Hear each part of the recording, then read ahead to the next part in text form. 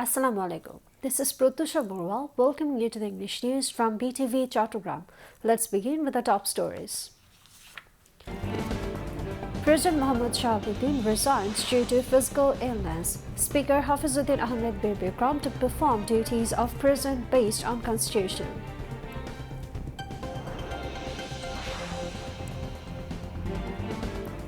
Bangladesh on way to new possibilities relying on skilled manpower and technological capabilities in semiconductor sector.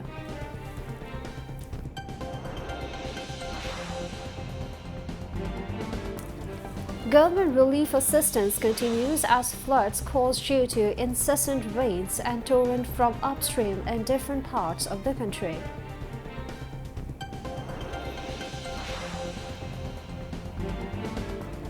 United States imposes new tariffs on 10 to 12.5% on 16 countries, including Bangladesh.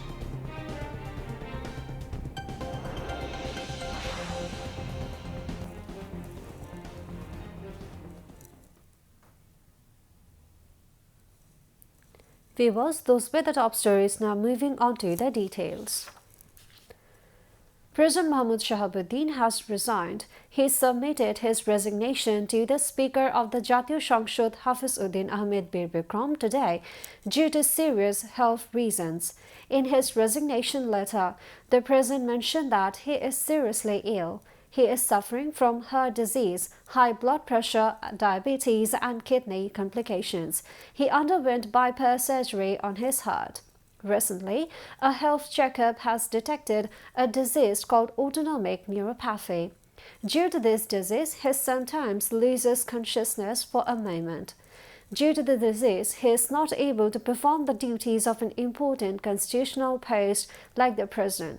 He needs long-term medical treatment. He further wrote in his resignation letter that, in this situation, in accordance with the provisions of the Article 50 of 3 of the Constitution, he is resigning from the post of the President.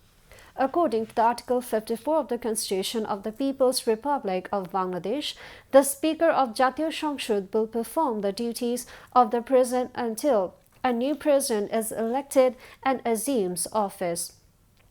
Mohammad Shahabuddin assumed office as the 22nd President of Bangladesh on April 24 of 2023. Speaker Hafizuddin Ahmed said, since the office of the President is vacant, he will perform his duties of the President until a new President assumes office according to the Constitution. He said this at a press briefing after accepting the resignation of President Mohammad Shahabuddin. At the press conference, the Speaker said that, according to Article 53 of the Constitution, the President can resign through a letter signed by him addressed to the Speaker, and Article 54 states that if the office of the President is vacant or if he is unable to perform his duties due to absence, illness, or any other reason, the Speaker will perform the duties of the President until a new President is elected. পদত্যাগপত্রটি আমি গ্রহণ করেছি এবং জাতীয় সংসদ সচিবালয়ের রেকর্ডে সংরক্ষণ এবং প্রয়োজনীয় প্রশাসনিক কার্যক্রম গ্রহণের জন্য নির্দেশ প্রদান করা হলো।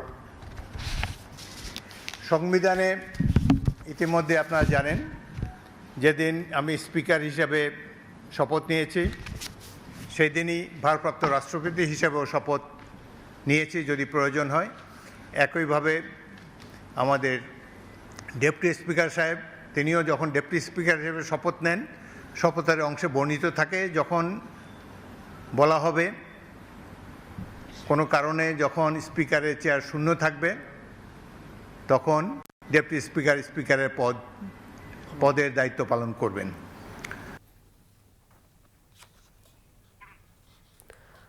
A quiet global race is underway over semiconductor chips, the tiny components powering everything from smartphones and artificial intelligence to modern vehicles and space technology.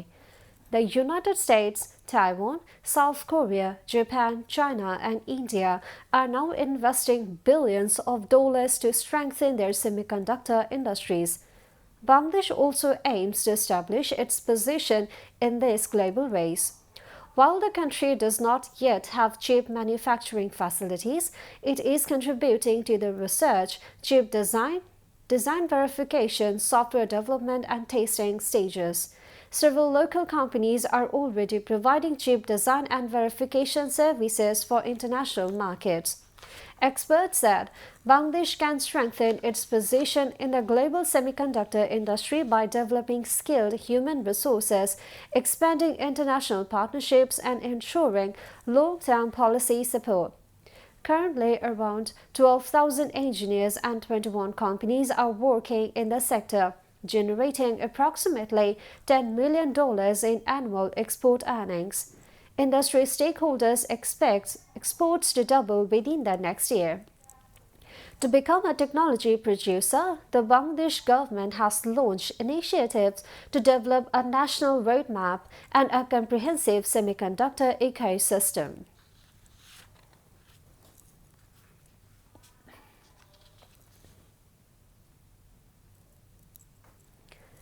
The flood situation has yet to return to normal in several parts of the country due to continuous rainfall, upstream water inflows, and flash floods from the hills.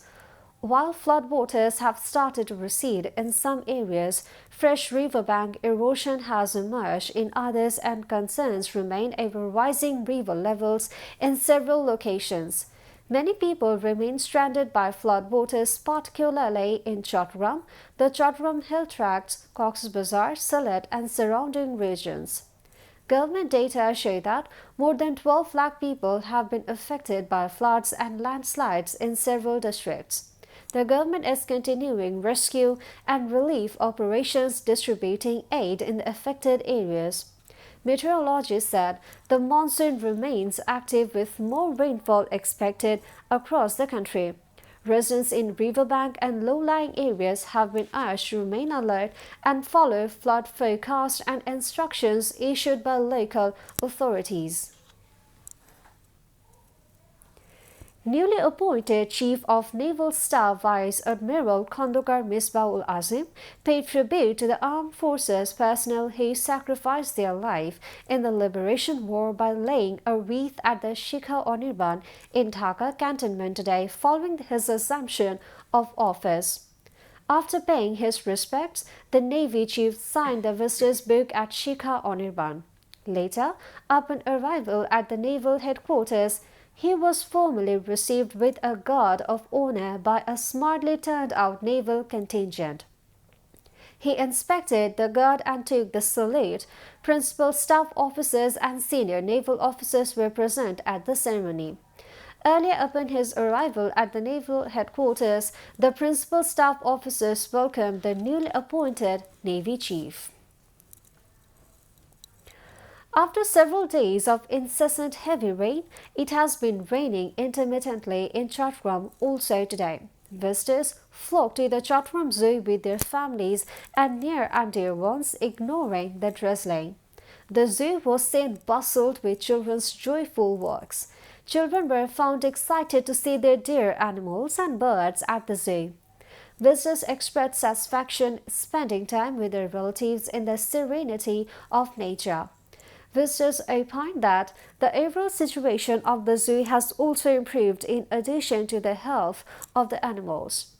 Alongside the increasing number of visitors, the zoo authorities are also giving equal importance to the protection of the animals. The zoo authority said that the officials and employees are working non-stop to keep the animals safe during natural disasters. Special vigilance will continue for the protection and care of the animals throughout the monsoon season. Arrangements have been made to keep the habitat dry during the continuous rains, regular health checkups, safe food supply, and round-the-clock supervision. At the same time, regular activities will also be carried out to ensure a safe, clean, and pleasant environment for visitors. Now, international news.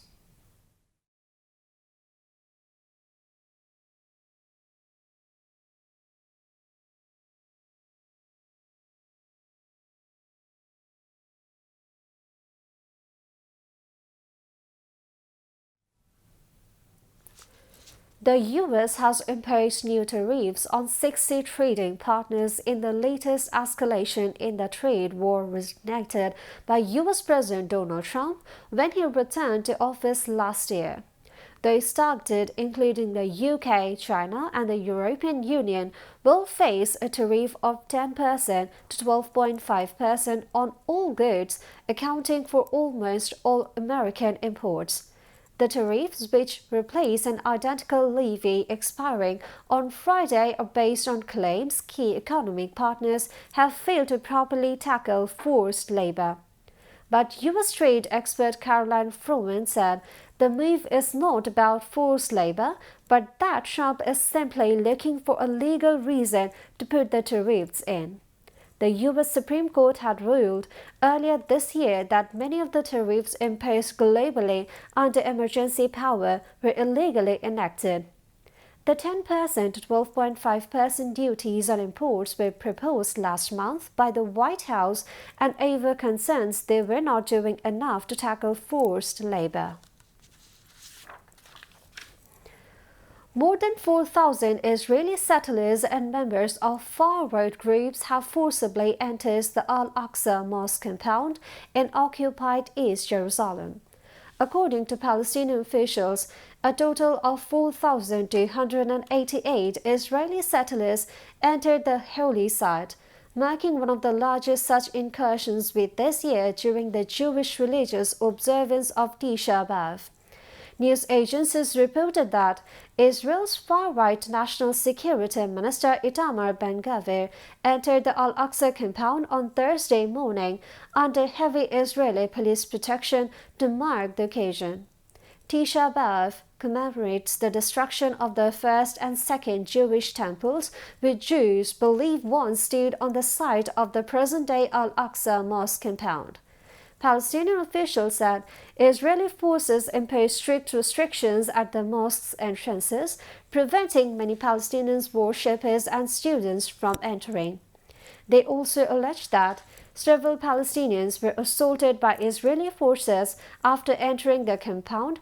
Israeli settlers reportedly performed Talmudic religious rituals. Israeli media also reported that police allowed more than 1,000 Israelis to pray inside the compound, a move Palestinians say violates the 1967 status quo arrangement, which permits non-Muslims to visit the site but prohibits Jewish or other non-Muslim prayers there. During the visit, National Security Minister Itamar Ben-Gvir made controversial remarks. The Jerusalem Governorate condemned Ben-Gvir's action as provocative and dangerous, accusing the Israeli government of directly supporting the incident. In a statement, the Palestinian group Hamas warned that Israel and Israeli settlers would pay a heavy price for what it described as blatant aggression. Meanwhile, 8 Arab and Muslim-majority countries have strongly condemned the storming of the Al-Aqsa mosque compound in the occupied East Jerusalem by far-right groups and thousands of Israeli settlers. United States President Donald Trump pledged to use frozen Iranian assets to pay for any damage to ships and cargo in the Strait of Hormuz, garnering strong condemnation from Tehran. Tensions between Iran and the U.S. have escalated since the beginning of July as the two sides trade attacks and Tehran targets U.S. military bases in the region. Washington completed its 13th consecutive night of the strikes on Iran late on Thursday, with Trump saying he's considering a massive attack on the country bigger than ever before. Writing on a Truth Social platform on Thursday, Trump said the damages would be paid for by Iranian money that the United States has in possession and controls. These damages may be very substantial, but nevertheless, this is the fair and equitable thing to do, Trump added. Iranian Foreign Minister Abbas Araghchi condemned Trump's comments and said in a post on X on Friday morning that seizing another country's assets to pay for unrelated future claims is an incendiary precedent.